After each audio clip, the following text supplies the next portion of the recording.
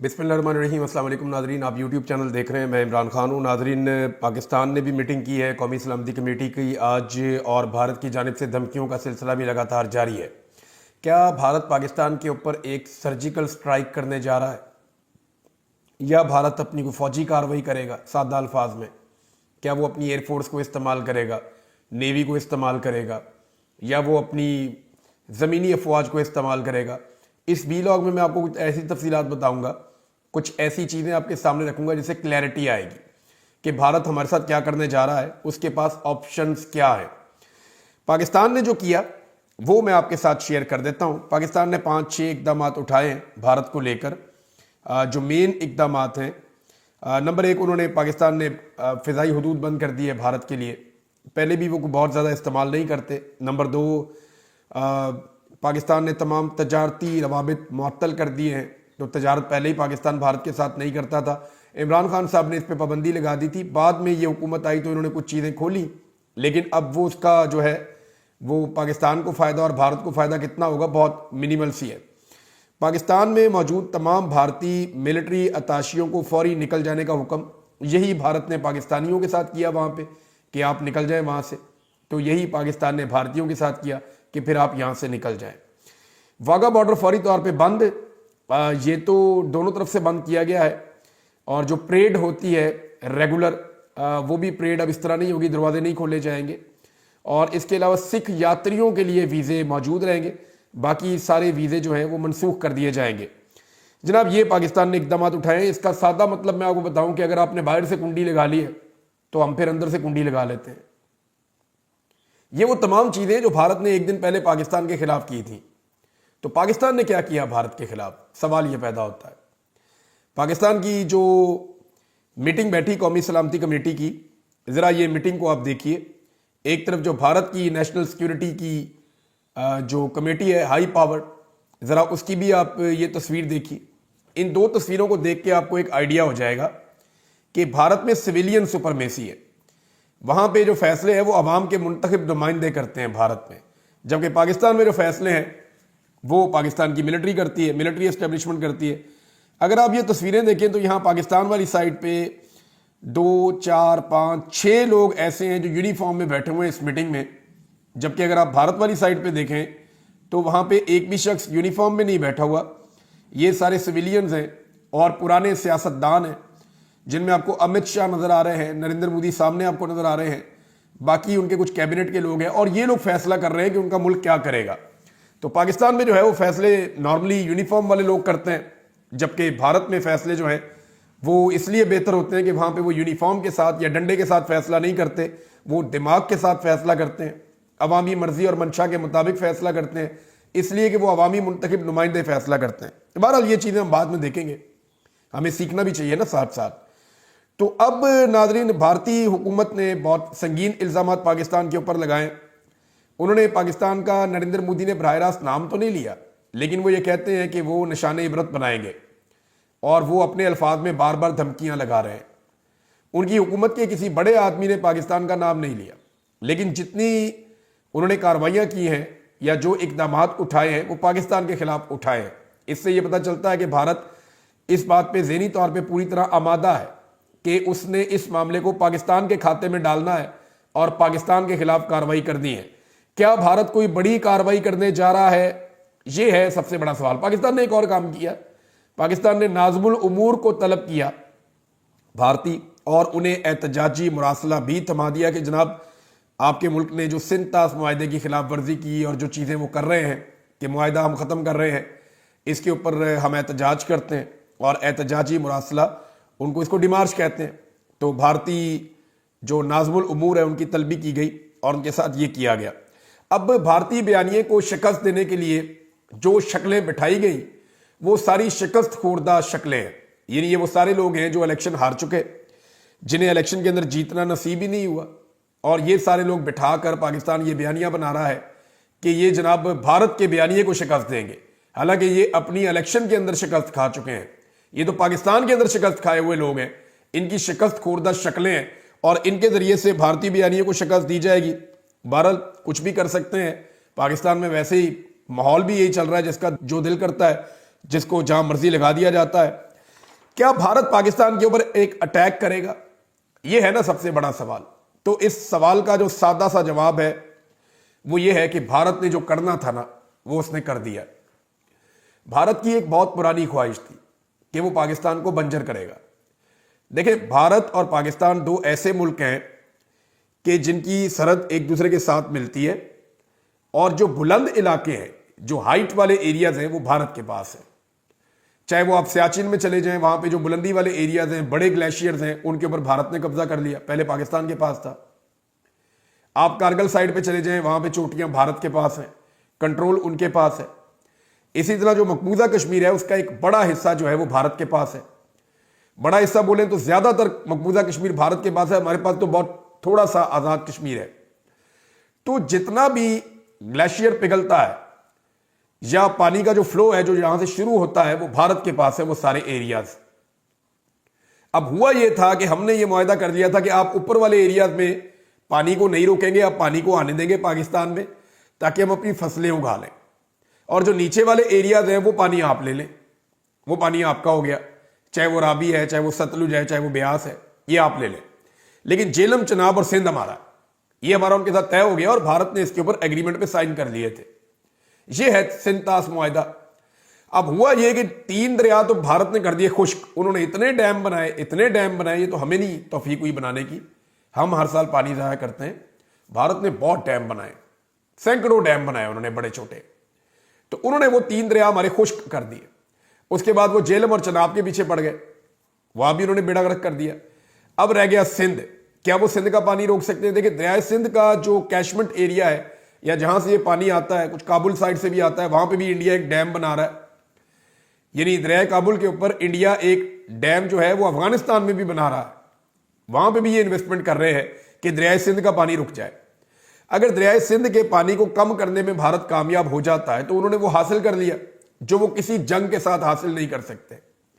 पाकिस्तान को बंजर करना, पाकिस्तानियों को प्यासा मारना, पाकिस्तानियों को अपनी ग़िज़ाई ज़रूरत के लिए दुनिया के सामने हाथ फैलाने पर मजबूर करना, यह है भारत का एजेंडा। पाकिस्तानी फौजियों से लड़के भारत को क्या मिलेगा? हमारे फौजी तो वैसे भी शहीद होते रहते हैं, तो भारत अपने फौजी क्यों मरवाएगा हमारे साथ लड़ाई करके? भारत इस लड़ाई को बगैर लड़ाई के जीतना चाहता है। आपको इंदिरा गांधी की बात याद है? भारत ने एक कल्चर की यरगाल की थी पाकिस्तान के ऊपर कि हम अपना कल्चर पाकिस्तान में ले जाएंगे, अपनी फिल्म के जरिए, अपने ड्रामा के जरिए हम अपना कल्चर लेकर जाएंगे पाकिस्तान में। फिर अब जो है वो उनका एक बड़ा पुराना एक ख्वाब है। भारत ने इसके ऊपर, उनके थिंक टैंक्स अक्सर बात करते रहते हैं, पाकिस्तानी थिंक टैंक भी इसके ऊपर बात करते रहते हैं, जितने लोग समझते हैं दिफाई तज्जियाकार, कि आखिरी लड़ाई अगर पाकिस्तान की होनी है भारत के साथ तो वो पानी के मसले के ऊपर होगी, क्योंकि पानी का मसला एक ऐसा मसला है जो दोनों मुल्कों के दरमियान शिद्दत इख्तियार कर जाएगा। 25 करोड़ पाकिस्तानी है, इनकी खुराक का बंदोबस्त करना है, बगैर पानी के ये हो ही नहीं सकता। हम जनाब चोलिस्तान के अंदर नहरें निकाल रहे हैं, धड़ाधड़ काम कर रहे हैं, वो पानी कहां से आएगा? दरिया सिंध का जो बड़ा एरिया है उसके अंदर पानी पाकिस्तान से ही आता है, लेकिन हमारा जो ग्लेशियर है वो भी बड़ी तेजी से पिघल रहा है। एक क्लाइमेट चेंज आ रहा है, या तो सैलाब आता है या बिल्कुल खुश्क साली होती है। तो पाकिस्तान के लिए ये अच्छी खबर नहीं है। भारत को कोई जंग लड़ने की जरूरत नहीं है। प्रैक्टिकली मैं आपको बताऊं, अगर ये एक फॉल्स फ्लैग ऑपरेशन है, क्योंकि इसके ऊपर इंक्वायरी होनी है, भारत ने अभी तक पाकिस्तान को कोई सबूत नहीं दिए, तो हम ये इसके ऊपर ये बयानियां रखेंगे कि ये अभी तक कंफर्म नहीं है कि ये किसने किया है।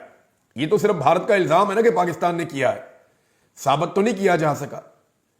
या तो साबित करें कि पाकिस्तान ने किया है, तो इल्जाम लगाने से तो कुछ नहीं होता। लेकिन इस इंसिडेंट के बाद भारत ने अपना वो टारगेट अचीव किया है जो भारत पिछले 70 साल में नहीं कर सका, कि पाकिस्तान का पानी रोक दो। आज भारत की मईशत पाकिस्तान से बेहतर है, आलमी सतह पे उसके ताल्लुकात पाकिस्तान से बेहतर है, और जनरल बाजवा के बकौल भारत की जो फौजी कुव्वत है वो भी पाकिस्तान से बेहतर है। लेकिन पाकिस्तानी अवाम के अंदर जो लड़ाई का एक जज्बा मौजूद है, जिस तरह पाकिस्तानी कौम ने दहशतगर्दी की अफरियत को शिकस्त दी है, ये चीज भारत के पास लैक करती है। यहां पे जरा ये डिफरेंस है, और ये बहुत बड़ा डिफरेंस है अगर आप समझे तो। यानी दुनिया भर की फौजें आ गई थी वहां पे, अमेरिका में, अमेरिका भी आ गया, सारे आ गए अफगानिस्तान में, तो अफगानी नहीं हारे ना। जहां अवाम लड़ पड़े ना, वहां पे कोई भी ताकत जीत नहीं सकती। ये बात भारत भी जानते हैं, सब जानते हैं। तो यहां शिकस्त देने के लिए वो कोई फौजी लड़ाई नहीं लड़ेंगे आपसे। उन्होंने जो करना था वो कर लिया। भारत ने जो सर्जिकल स्ट्राइक करनी थी पाकिस्तान के ऊपर वो कर चुका है। उन्होंने पाकिस्तान के पानी को रोकने का ऐलान कर दिया और यही ऐलाने जंग है। अब उन्हें गोली चलाने की जरूरत नहीं है, बम गिराने की जरूरत नहीं है, उन्हें तैयारे उड़ाने की जरूरत नहीं है, कोई वॉर स्ट्रेटेजी बनाने की जरूरत नहीं है। उन्होंने सिर्फ आपका पानी रोकना है और आपकी तबाही हो जाएगी। यानी आपके लोग जो है वो खुराक के लिए तरसेंगे, आपके लोग जो है वो पानी के लिए तरसेंगे। मेरी बातें सुन के आपको इस वक्त थोड़ा अजीब लग रहा होगा कि जनाब हमारे नलके में तो पानी आ रहा है। जब आपके नलके में पानी आ रहा है, आपके शावर में पानी आ रहा है, तो आपको अभी इसकी फिक्र नहीं आएगी, लेकिन आने वाले सालों में आपको अंदाजा हो जाएगा। यानी आप पूछे ना चोलिस्तान में जो लोग रहते हैं उनसे जाकर, जो लोग दरियाए ब्यास के किनारे रहते थे उनसे पूछे कि यहां पे कभी दरिया होता था। आज की नस्लों को वो रास्ते भूल गए जहां से पानी गुजरता था। जो लोग दरियाए सतलुज के किनारे रहते हैं उनसे जाकर पूछेंगे यहां कभी पानी आता था, वो बताएंगे जी कभी सैलाब आता है इंडिया में तो वो पानी छोड़ते हैं, अदरवाइज तो हमें तो पानी का रास्ता भी नहीं पता। आप दरियाए रावी के किनारे रहने वालों से पूछे, वो एक नाला बन चुका है। हम अपनी जरूरत का पानी उसके अंदर फ्लो करते हैं थोड़ा सा बाकी दरियाओं से, लेकिन जिन दरियाओं से हम पानी को रावी में लेकर जाते हैं वो दरिया भी अब खुश्क हो रहे हैं। उसकी वजह क्या है कि भारत पानी रोक रहा है। अगर दरियाए सिंध, दरियाए चनाब और दरियाए जो झेलम है, इनके ऊपर अगर भारत अपनी मनमानी करता है तो उसे पाकिस्तान के साथ किसी किस्म की कोई भी जंग लड़ने की जरूरत नहीं है। ये भारत ने जो करना था हमला, भारत ने वो हमला कर दिया है और अब पाकिस्तान का मसला है कि पाकिस्तान इसका जवाब कैसे देता है। देखिए सवाल यह है कि क्या पाकिस्तान जो भारत डैम्स बना रहा है या रुकावटें खड़ी कर रहा है पानी के रास्ते में, पाकिस्तान उन रुकावटों को हटा सकता है? अब अगर अक़वाम मुत्तहिदा जाके आप कहेंगे वहां से कि वो रुकावटें हटा दे तो वो तो नहीं हटा सकते। आप वर्ल्ड बैंक को जाकर कहेंगे तो वो तो नहीं हटा सकते। ये तो आपको अपने जोरे बाजू से हटाना पड़ेगा, क्योंकि जितनी मरतबा भी भारत और पाकिस्तान किसी भी मसले को लेकर आलमी सतह पे गए हैं, हमेशा भारत का फायदा हुआ है, पाकिस्तान का फायदा नहीं हुआ। क्योंकि दुनिया भारत को एक बड़ी मार्केट के तौर पे देखती है और भारत ने अपने आप को मार्केट किया भी बहुत अच्छा है। उनका एक बड़ा सॉफ्ट इमेज है, वो तो पूरी दुनिया के अंदर लेकर जाते हैं अपने कल्चर के साथ, अपने लोगों के साथ। तो वो बड़े तरीके से भारत ने आहिस्ता आहिस्ता दुनिया की मार्केट को, दुनिया की दूसरी सबसे बड़ी आबादी भी है ना, तो उन्होंने कैप्चर किया है, दुनिया को अपने साथ जोड़ा है। बड़ा स्मार्टली उन्होंने ये खेल खेला है गुज़िश्ता 5-6 दहाइयों में। जबकि पाकिस्तान जो है वो, हम मशहूर किस बात पे, अभी हमने शरीफुल्लाह पकड़ के हवाले किया अमेरिका के कि जनाब इसने आपके फौजी मारे हुए हैं, हम पकड़ के आपको दे रहे हैं। हम जंगों के लिए, लड़ाइयों के लिए, झगड़ों के लिए, दहशतगर्दी के लिए, इन मामलात के लिए मशहूर है। हमारे आर्मी चीफ का आज भी स्टेटमेंट क्या है, आप थोड़े दिन पहले का उनका स्टेटमेंट उठा के देखें, उसको भारत हमारे खिलाफ इस्तेमाल कर रहा है। हार्ड स्टेट, वो कहते हैं हार्ड स्टेट बनानी है उन्होंने, दुनिया सॉफ्ट स्टेट बना रही है। रूल ऑफ लॉ जो है उसको इंप्लीमेंट किया जा रहा है। हम जनाब लोगों को डंडे के ऊपर चलाने के ऊपर तैयार हैं। ये जनाब पाकिस्तान की सूरत हाल है। अब एक और बात उठाई गई इन्हीं सियासतदानों की जानिब से कि जनाब अभिनंदन को फौरन इमरान खान ने वापस कर दिया था, आज वो नहीं है, अब पकड़ लेंगे तो ये करेंगे वो करेंगे। वो भाई मैं पूरी कहानी सुना देता हूं। मैंने ये बात बतानी नहीं थी, लेकिन क्योंकि कैदी नंबर 804 जेल में है, वो जब आएगा तो उससे तस्दीक कर देना कि अभिनंदन के मामले में हुआ क्या था। ये जब भारत ने पाकिस्तान के अंदर एक एरियल स्ट्राइक किया था फॉल्स फ्लैग ऑपरेशन के बाद, तो उस वक्त मुबैना तौर पे पाकिस्तान की जो मिलिट्री एस्टेब्लिशमेंट थी उसको अंदाजा था कि भारत ऐसा करेगा। पाकिस्तान ने उस वक्त जवाब नहीं दिया, लेकिन जब सिविलियन क़यादत इमरान खान साहब की गवर्नमेंट थी, इन्होंने बहुत दबाव बढ़ाया, तो फिर एयरफोर्स के जरिए से पाकिस्तान ने एक कार्रवाई की। लेकिन यह तय किया गया कि भारत का नुकसान नहीं करेंगे, सिर्फ उन्हें डराएंगे या उन्हें बताएंगे कि हम भी मौजूद हैं। तो पाकिस्तान एयरफोर्स जो है वो वहां पे जाती है, इंडियन तैयारे पीछे आते हैं, 2 इंडियन तैयारे गिर गए, अभिनंदन गिरफ्तार हो गया और दैट इज फैंटास्टिक वाला सारा मामला हो गया। अब इसके बाद जो हुआ ये बहुत लोगों को नहीं पता, इस बात का आइडिया नहीं है। और मुझे कुछ अरसा पहले ये सारी कहानी पता चली, क्योंकि जो लोग सुन रहे थे उन्होंने मुझे बताई। जनरल बाजवा उस वक्त तशरीफ ले आए कौमी असम्बली में, और स्पीकर का, ये 2 ऑफिस होते हैं ऊपर और नीचे, स्पीकर के एक ऑफिस में वो मौजूद थे और नहायत परेशान थे। एनी शाहिदीन का कहना है कि उस दिन जो सियासी क़यादत है उससे ज्यादा मिलिट्री क़यादत परेशान थी, यानी कि जनरल बाजवा। और शाह महमूद कुरैशी साहब को कह रहे थे कि अमरीकी हम मनसब से रब्ता करें। तो शाह महमूद कुरैशी साहब ने अमरीकी हम मनसब से रब्ता किया, और जब अमेरिका ने यह पैगाम दिया कि आप अभिनंदन को इंडिया के हवाले करें गुडविल जेस्चर के तौर पे, तो इस जंग को हम रुकवा देते हैं, नरेंद्र मोदी आपके ऊपर किसी किस्म का कोई अटैक नहीं करेगा तो फिर सबकी सांसों में सांस आई। ये बात क्योंकि मामला सारा हुआ था स्पीकर ऑफिस के अंदर, तो अयाज सादिक साहब उससे पहले स्पीकर रहे हुए थे। जब ये वाकया हुआ उस वक्त असद कैसर साहब स्पीकर थे, इमरान खान साहब वजीर आजम थे, लेकिन उनसे पहले अयाज सादिक स्पीकर थे। तो उनके स्पीकर हाउस के अंदर या स्पीकर ऑफिस के अंदर बड़े उनके सोर्सेज थे, तो वहां से उन्हें पता चलता है और वो ये स्टेटमेंट देते हैं जनरल बाजुआ वाला, जिसके बाद उनके ऊपर जमीन तंग कर दी गई अयाज सादिक के ऊपर। तो मामला यह है कि उस वक्त भी पाकिस्तान की मिलिट्री एस्टेब्लिशमेंट ने यह फैसला किया था कि लड़ाई नहीं लड़नी, और आज क्या मिलिट्री एस्टेब्लिशमेंट यह फैसला कर सकती है? नहीं कर सकती, क्योंकि अब आपको यह लड़ाई लड़नी पड़ जानी है। पाकिस्तान कुछ भी कर दे, पाकिस्तान को इस लड़ाई में इसलिए उतरना पड़ जाएगा कि इंडिया ने कर दी सर्जिकल स्ट्राइक, उन्होंने कर दिया आपका पानी बंद। अब आपका पानी बंद है, आप जो मर्जी कर लें, आप उनकी एयर स्पेस बंद करेंगे वो कहीं और से चले जाएंगे, लेकिन आपको पानी नहीं मिलेगा। आप बॉर्डर बंद करेंगे, वो सारी दुनिया के साथ तिजारत करते हैं, कोई फर्क नहीं पड़ता। इंडियन पाकिस्तान में आना ही नहीं चाहते, आपके लोग इलाज करने के लिए वहां जाते हैं, सिर्फ वहां पे जो सिख हैं वो पाकिस्तान में आना चाहते हैं, उससे आपको रेवेन्यू मिलता है, आप बंद कर ही नहीं सकते। तो देखें, पाकिस्तान को अब एक ही सोल्यूशन है कि पाकिस्तान को ताकत के बलबूते पे अपना पानी हासिल करना पड़ेगा। अब आप उल्टे लटके सीधे लटके जो भी करें, या तो इंडिया को मनाएं, जाके उनके साथ बैठ के बात करें कि जनाब आप सिंध ताश मुआहदे की खिलाफ वर्जी ना करें, हमारे पानी को रोकने का सोचना भी मत, वरना फिर आपको पानी खुलवाना पड़ेगा, क्योंकि पानी में आपकी सर्वाइवल है। वाटर इज लाइफ, और ये सारी दुनिया जानती है। दुनिया में आज तक जितनी भी आबादियां बनी है ना पुरानी, यानी जितनी भी इंसानी आबादियों का पुराना कोई रिकॉर्ड है, वो सारे उन एरियाज में है जहां पे पानी हुआ करता था। तमाम पुरानी आबादियां जो हैं, चाहे यूरोप है, चाहे अफ्रीका है, चाहे ऑस्ट्रेलिया है, चाहे एशिया है, कहीं पे भी दुनिया में, अमेरिका है, पानी के किनारे पहली पहली आबादियां हैं सारी। तो वाटर इज लाइफ इसलिए कहते हैं, जहां पानी होता है वहां जिंदगी होती है, और जहां पानी नहीं होता वहां से जिंदगी रूठ जाती है।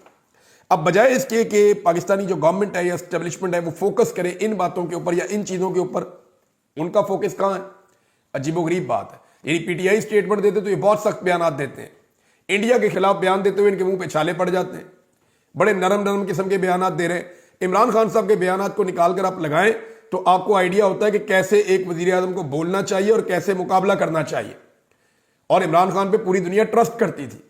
आज जो पाकिस्तान की गवर्नमेंट है ये अपने रवैये में बहुत मोहतात है, यानी ये इस तरह से मोहतात है जैसे खुदा ना खास्ता हम गिल्टी हैं। तो नाजरीन, जंग का माहौल बना हुआ है। अपोजिशन कह रही है जी हमें अपने लीडर से तो मिलने दें, हमारा लीडर जेल में है, हम मुल्क की सबसे बड़ी सियासी जमात हैं, हमारी सबसे बड़ी नुमाइंदगी है असेंबली के अंदर, हमें इमरान खान से मिलने की इजाजत तो दें। तो आज के दिन भी इमरान खान साहब को मिलने नहीं दिया गया। सलमान अकरम राजा साहब ने एक बड़ा जबरदस्त बयान दिया, उन्होंने कहा जी अगर लड़ाई होती भी है ना तो हम इस हुकूमत के साथ खड़े नहीं होंगे। अव्वल तो लड़ाई होनी नहीं है नाज़रीन, लेकिन अगर लड़ाई होती भी है तो उन्होंने कहा हुकूमत के साथ नहीं खड़े होंगे, हम जो बॉर्डर पे सिपाही खड़े हैं ना उनके साथ खड़े होंगे और शाना बशाना खड़े होंगे। इस हुकूमत का कोई रोल ही नहीं है, ये तो जाली लोग हैं, इनके साथ हम किसी सूरत खड़े नहीं होंगे, ये सलमान अकरम राजा साहब ने कहा। और बात ठीक है, अगर नहीं खड़े होने चाहते ना खड़े हो। मुल्क की सियासत मुल्क के अंदर। अब भारत को मुंह तोड़ जवाब कैसे दिया पाकिस्तान ने, चंद चीजें मैं आपके सामने रखता हूं। यानी भारत को मुंह तोड़ जवाब देते हुए आलिया हमजा को रिहा करने से इनकार कर दिया गया। भारत ने पाकिस्तान का पानी रोका, हमने यहां पे आलिया हमजा की रोककार रोक दी कि आलिया हमजा को नहीं छोड़ना। भारत से बदला ऐसे लिया है कि यास्मीन राशिद का क्लिनिक सील कर दिया, बदला भारत से लेना था। और यहां पे जो मिलिट्री ट्रायल वाले कैदी हैं उन सारों के ऊपर जिंदगी अजीरन कर दी है उनकी जेल के अंदर। ये हम भारत से बदला ले रहे हैं।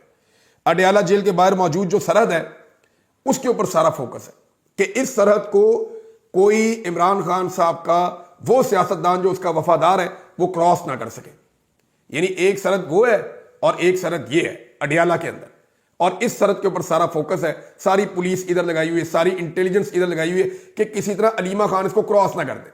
और अदालत के अंदर क्या हुआ, मैं हैरान हूं कि एक फाइल के पीछे पीछे अपोजिशन लीडर भी भाग रहा है, कौमी असेंबली में सेनेट का अपोजिशन लीडर भी भाग रहा है, पॉलिटिकल पार्टी है सबसे बड़ी पाकिस्तान की, उसकी सारी क़यादत भाग रही है, साबिक वज़ीर आज़म की बहनें भाग रही है एक फाइल के पीछे। और फाइल में है क्या कि साबिक वज़ीर आज़म से मुलाकात करवानी और तौहीन अदालत का मामला है। अदलिया को भी एक्सपोज करके रख दिया पाकिस्तान तहरीक इंसाफ ने। शाबाशा कैदी नंबर 804 को, पूरे निजाम को नंगा कर दिया उसने। निजाम का एक एक पुर्जा नंगा करके रख दिया कि ये देखो ये हालात है। वहां पे चीफ जस्टिस जो कायम मकाम है सरफराज जोगर साहब और जस्टिस मिनहाज साहब, ये दो जजेस वहां पे मौजूद हैं। और जजेस जो है वो बेचारे कैसे सामना करें इन लोगों का। अब कभी फाइल क्लर्क लेके उधर भाग जाता है, कभी उधर भाग जाता है, वो पीछे पीछे फाइल के पाकिस्तान तहरीक इंसाफ की लीडरशिप जा रही है। ये चल रहा है इस मुल्क में, जिसको एक बहुत बड़ा मुल्क धमकी दे रहा है, हमला करने की बात कर रहा है। उस मुल्क के करोड़ों लोगों का पानी रोक दिया गया है और उस मुल्क की एजेंसियां काम क्या कर रही हैं कि ये फाइल हमने जो है आज जाने नहीं देनी जज के सामने, क्योंकि जज के सामने जाएगी, जज तौहीन अदालत लगाने पे मजबूर हो जाएगा और इमरान खान साहब से उन लोगों की मुलाकात हो जाएगी जिनकी नहीं करवानी। ये है नाजरीन पाकिस्तान के अंदर सूरत हाल। अब इस सूरत हाल के ऊपर ना कोई मुझे हुब्बुल वतनी का भाषण ना दे, कोई नहीं होनी लड़ाई लड़ुई, जो इंडिया ने करना था वो कर लिया है। अगर उन्होंने कोई छोटा मोटा तमाशा करना हुआ वो करेंगे। दोनों मुल्क एटमी मुल्क है, कोई बेवकूफी नहीं करेगा यहां बड़ी जंग करने की। लेकिन अगर हो भी जाए तो फौजें होती ही जंग के लिए, जब लड़ाई होगी तब पता चलेगा कौन कहां खड़ा है और कौन कितना बहादुर है और कौन कितना मुकाबला कर सकता है। ये हुब्बुल वतनी का भाषण मुझे कोई ना दे, क्योंकि इसी मुल्क के लिए मैं कई दफा मरते मरते बचाऊं, जख्मी होकर अस्पतालों में पहुंचाऊं, आज हिजरत करके यहां दयारे गैर में हूं, सिर्फ इसी मुल्क के लिए हूं और कोई वजह नहीं है। लिहाजा ये हुकूमत अपना किबला दुरुस्त करे, एस्टेब्लिशमेंट जो है वो इमरान खान साहब से जाके माफी मांगे, क्योंकि वही एक आदमी है जो इस वक्त ना सिर्फ पाकिस्तानियों को इकट्ठा कर सकता है बल्कि आलमी सतह पे पाकिस्तान का मुकदमा बेहतरीन अंदाज में लड़ सकता है। ये शिकस्त खोरदा शक्लें, ये लोग ये पाकिस्तान का मुकदमा आलमी सतह पे जाके लड़ेंगे, सवाल ही पैदा नहीं होता।